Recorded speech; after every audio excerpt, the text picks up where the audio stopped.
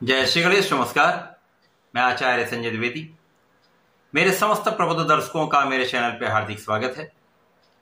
प्रिय दर्शकों, आज मैं युवराज बुध तथा दैत्य गुरु शुक्राचार्य के राशि परिवर्तन प्रभाव को लेकर आपके सम्मुख उपस्थित। नवग्रहों में युवराज बुध जो क्विक रिस्पॉन्स प्लैनेट है, अपना संपूर्ण प्रभाव अति शीघ्र प्रदान कर देते हैं। इसी प्रकार से शुक्राचार्य जो समस्त भौतिक सुखों को प्रदान करते हैं, धन संपदा, भूमि, भवन, वाहन, ऐश्वर्य, वैभव, इंडस्ट्री में बड़ा नाम, कला क्षेत्र में बड़ा नाम, बड़े पद की प्राप्ति, स्त्री सुख, संतान सुख, समस्त सुखों को प्रदान करने वाले दैत्य गुरु शुक्राचार्य जो वर्तमान समय में अपनी स्वयं की मूल त्रिकोण राशि में गोचर कर रहे हैं, मालव्य योग में है, तो अति बलवान स्थिति है। अब बुध जब 10 अक्टूबर को अपनी राशि का परिवर्तन करके दैत्य गुरु शुक्राचार्य की तुला राशि में प्रवेश करेंगे तो दो मित्रों का परस्पर सहयोग बनेगा, लक्ष्मी नारायण योग का निर्माण होगा। मालव्य योग पहले से ही चल रहा है, जिसके कारण अत्यंत विशिष्ट स्थिति बन रही, जो समस्त राशि के जातकों के लिए कुछ विशेष करने वाली, कुछ बड़े लाभ देने वाली। अब बुध जो एकमात्र ऐसे ग्रह हैं जिनका इस संपूर्ण जगत में समस्त कार्य क्षेत्रों में अपना संपूर्ण प्रभाव है। कोई भी कार्य क्षेत्र बुध के बिना संभव ही नहीं, चाहे वो गणनाओं से संबंधित कार्य हो, शिक्षा से संबंधित कार्य हो, वाणी से संबंधित कार्य हो, कला जगत का कोई कार्य हो, कोई भी व्यापार हो, छोटा व्यापार अथवा बड़ी इंडस्ट्री, किसी प्रकार का कोई भी व्यापार बुध के कार्यकत्व में आता है। वाणी के कारक बुध है। वाणी और बुद्धि के बिना तो आप कुछ कार्य कर ही नहीं सकते। तो अत्यंत महत्वपूर्ण ग्रहों का युति प्रभाव आरंभ हो चुका है। 10 अक्टूबर से लेकर 13 अक्टूबर के बीच में महाप्रभाव मिलेगा, महालाभ का योग बनेगा, लक्ष्मी नारायण योग बनेगा। तो ये अत्यंत विशिष्ट, अत्यंत बलवान स्थिति है जो समस्त राशि के जातकों को कुछ बड़े बदलाव देने वाली है, बड़े लाभ देने वाली है। आज मैं कर्क राशि के लिए बुध तथा शुक्र के इस राशि परिवर्तन का किस प्रकार का प्रभाव प्राप्त होगा, किन भाव में वृद्धि होगी, इस समय में आप कितना लाभ ले पाएंगे, यदि कहीं पर कोई समस्या आ रही अथवा आ सकती तो उसका क्या निराकरण है, संपूर्ण विश्लेषण मैं पूर्ण तर्क के साथ करने जा रहा हूं। प्रिय दर्शकों, इस राशिफल को आप अपने लग्न तथा राशि दोनों के अनुसार देख सकते हैं। कर्क राशि के लिए यदि हम अवलोकन करें तो शुक्राचार्य आपके लिए लाभ के स्वामी तथा आपके सुख के स्वामी। लाभेश सुखेश का गोचर सुख भाव में ही चल रहा है, जहां पर यह अत्यंत विशिष्ट स्थिति में है। बुध यहां पर आपके व्यय के स्वामी तथा पराक्रम के स्वामी।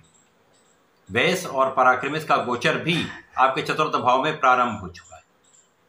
अब यहां पर दो मित्रों का महायोग बना हुआ है सुख भाव में, जो ऐश्वर्य वैभव का भी भाव है, माता का भी भाव है, जनता का भी भाव है। यहां पर इन दोनों ग्रहों का केंद्र के भाव में होना अत्यंत बलवान स्थिति दर्शा रहा है, जिसके कारण इस समय में आप बहुत कैलकुलेटिव होंगे, आपका ज्ञान का स्तर बढ़ जाएगा, बुद्धि बल अत्यंत प्रबल रहेगा तथा महाधन का योग बनेगा। इस समय में आप बहुत सोच विचार कर कार्य करने वाले हैं। इस समय में लोगों का संपूर्ण सहयोग आपको प्राप्त होगा। यदि आप व्यापारी हैं, व्यापार में आपका कहीं धन अवरुद्ध हो चुका था, वो धन आपको प्राप्त हो सकता है। इस समय में व्यापार में आपको विस्तार का संपूर्ण लाभ प्राप्त होगा। नौकरी में पद की वृद्धि हो सकती है। आपके प्रोफेशन में नए नए अवसर आपको प्राप्त हो सकते हैं। विशेष रूप से जो लोग कला क्षेत्र से संबंधित हैं, गायन वादन, नृत्य, इसी प्रकार से लेखन से संबंधित हैं अथवा कला जगत के किसी भी क्षेत्र में हैं, उनके लिए बड़ा अवसर यहाँ पर प्राप्त होने वाला है। नए कॉन्ट्रैक्ट मिल सकते हैं, बड़े धन की आपको प्राप्ति हो सकती है। अब क्योंकि यहाँ पर आपका परिश्रम भी बहुत अच्छा रहने वाला है, परिश्रम का संपूर्ण लाभ आप लेने वाले हैं। इसी प्रकार से इस समय आपके लाभ में कई गुना वृद्धि होने वाली। यहाँ पर जब आप धन प्राप्त करेंगे, आपका लाभ बढ़ेगा, तो आप अपने सुख सुविधाओं का अर्जन करते हैं, सुख सुविधाओं को बढ़ाते हैं।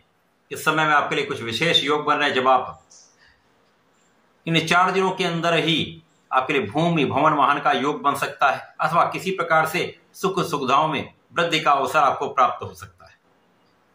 माता पिता के सुखों में वृद्धि होगी, माता पिता का आशीर्वाद भी आपको प्राप्त होगा। इस समय में संपूर्ण रूप से आप बहुत सुखी रहने वाले। अब जब 13 अक्टूबर को शुक्राचार्य अपनी राशि का परिवर्तन करके आपके पंचम भाव में प्रवेश कर जाएंगे।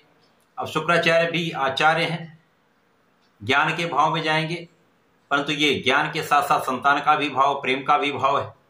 तो इन सभी भाव में प्रबलता आ जाए, अर्थात यहाँ पर जो लोग शिक्षा ले रहे हैं, ज्ञान ले रहे हैं, उनके लिए बुद्धि का बल अच्छा है। यदि वो संपूर्ण रूप से कंसंट्रेट करके एकाग्र होकर अपने पढ़ाई में लगे रहते हैं, संपूर्ण प्रयास करते हैं, तो उनको पढ़ाई में सफलता भी मिलेगी, ज्ञान के भाव में वृद्धि होगी तथा शिक्षा में बहुत अच्छा करने वाले।